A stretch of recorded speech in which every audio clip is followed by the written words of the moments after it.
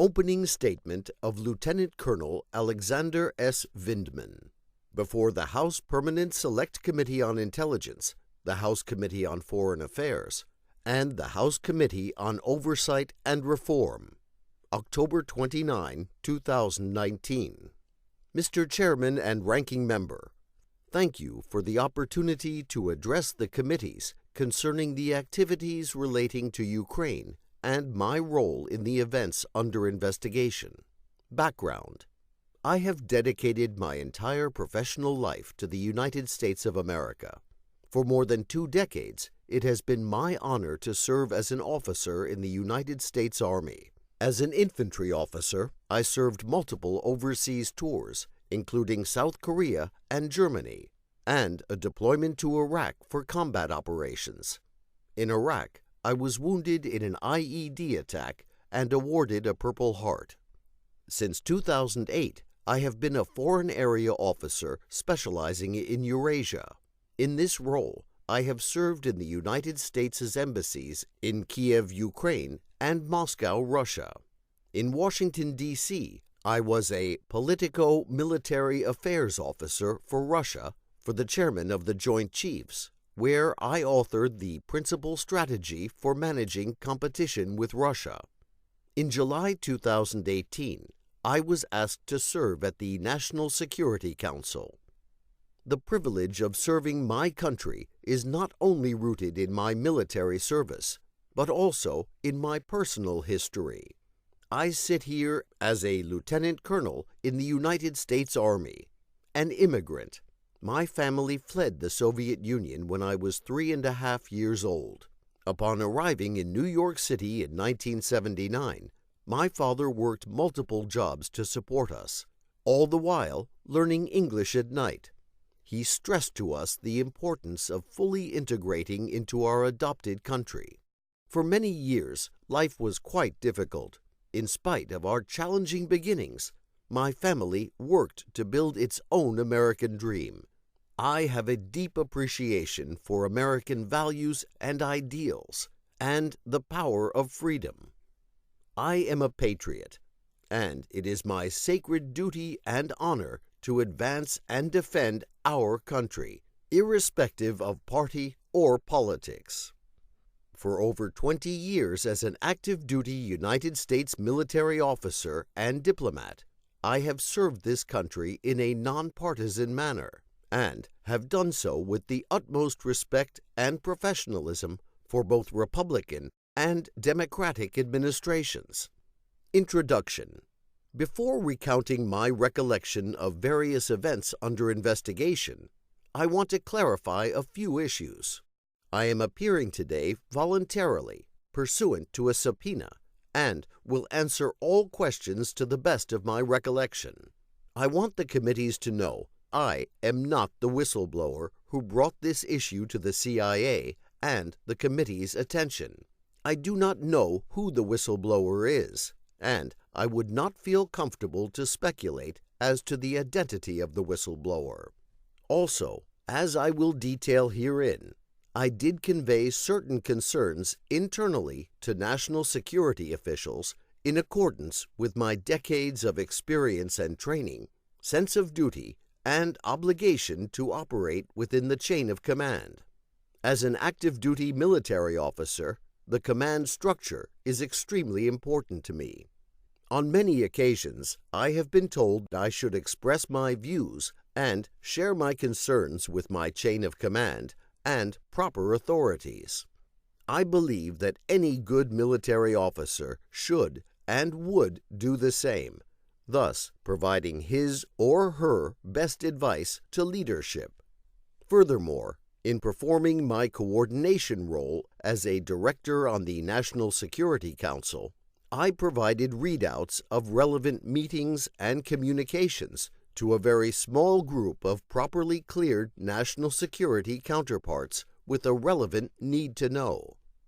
My service on the National Security Council.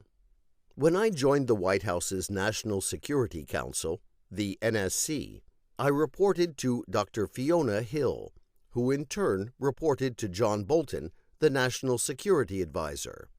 My role at the NSC includes developing, coordinating, and executing plans and policies to manage the full range of diplomatic, informational, military, and economic national security issues for the countries in my portfolio, which includes Ukraine. In my position, I coordinate with a superb cohort of interagency partners. I regularly prepare internal memoranda, talking points, and other materials for the National Security Advisor and senior staff. Most of my interactions relate to national security issues and are therefore especially sensitive. I would urge the committees to carefully balance the need for information against the impact that disclosure would have on our foreign policy and national security. I have never had direct contact or communications with the President. The geopolitical importance of Ukraine. Since 2008, Russia has manifested an overly aggressive foreign policy, leveraging military power and employing hybrid warfare to achieve its objectives of regional hegemony and global influence. Absent a deterrent to dissuade Russia from such aggression, there is an increased risk of further confrontations with the West. In this situation, a strong and independent Ukraine is critical to U.S. national security interests because Ukraine is a frontline state and a bulwark against Russian aggression. In spite of being under assault from Russia for more than 5 years, Ukraine has taken major steps towards integrating with the West. The U.S. government policy community's view is that the election of President Volodymyr Zelensky and the promise of reforms to eliminate corruption will lock in Ukraine's Western-leaning trajectory and allow Ukraine to realize its dream of a vibrant democracy and economic prosperity. Given this perspective and my commitment to advancing our government's strategic interests, I will now recount several events that occurred. Relevant events. When I joined the NSC in July 2018, I began implementing the administration's policy on Ukraine. In the spring of 2019, I became aware of outside influencers promoting a false narrative of Ukraine inconsistent with the consensus views of the interagency. This narrative was harmful to U.S. government policy. While my interagency colleagues and I were becoming increasingly optimistic on Ukraine's prospects, this alternative narrative undermined U.S. government efforts to expand cooperation with Ukraine. April 21, 2019.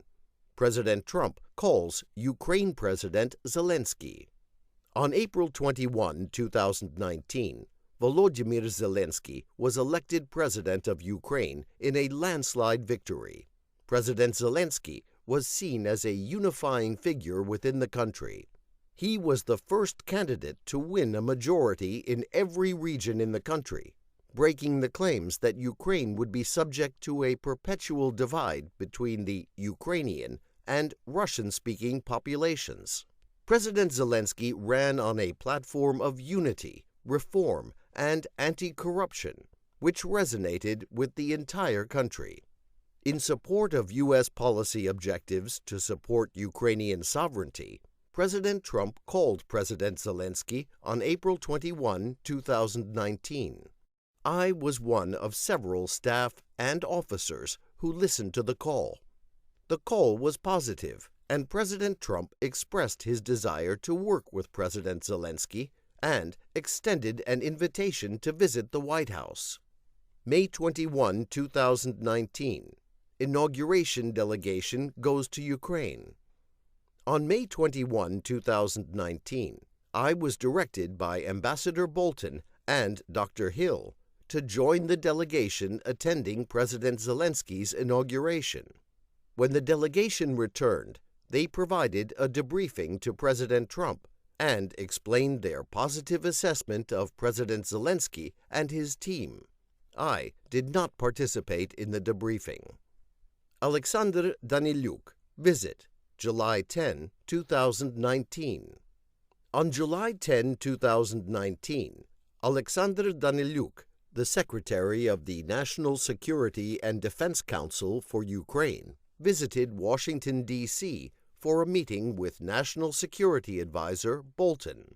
Ambassadors Volker and Sondland also attended, along with Energy Secretary Rick Perry.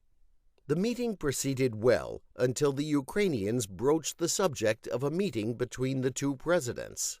The Ukrainians saw this meeting as critically important in order to solidify the support of their most important international partner. Ambassador Sondland started to speak about Ukraine delivering specific investigations in order to secure the meeting with the president, at which time Ambassador Bolton cut the meeting short. Following this meeting, there was a scheduled debriefing, during which Ambassador Sondland emphasized the importance that Ukraine deliver the investigations into the 2016 election, the Bidens, and Burisma. I stated to Ambassador Sondland that his statements were inappropriate, that the request to investigate Biden and his son had nothing to do with national security, and that such investigations were not something the NSC was going to get involved in or push. Dr. Hill then entered the room and asserted to Ambassador Sondland that his statements were inappropriate. Following the debriefing meeting, I reported my concerns to the NSC's lead counsel. Dr. Hill also reported the incident to the NSC's lead counsel. Election call. July 25, 2019. On July 21, 2019, President Zelensky's party won parliamentary elections in a landslide victory. The NSC proposed that President Trump call President Zelensky to congratulate him. On July 25, 2019, the call occurred. I listened in on the call in the Situation Room with colleagues from the NSC and the Office of the Vice President. As the transcript is in the public record, we are all aware of what was said. I was well concerned by the call. I did not think it was proper to demand that a foreign government investigate a U.S. citizen, and I was worried about the implications for the U.S. government's support of Ukraine. I realized that if Ukraine pursued an investigation into the Bidens and Burisma, it would likely be interpreted as a partisan play, which would undoubtedly result in Ukraine losing the bipartisan support it has thus far maintained. This would all undermine U.S. national security. Following the call, I again reported my concerns to NSC's lead counsel.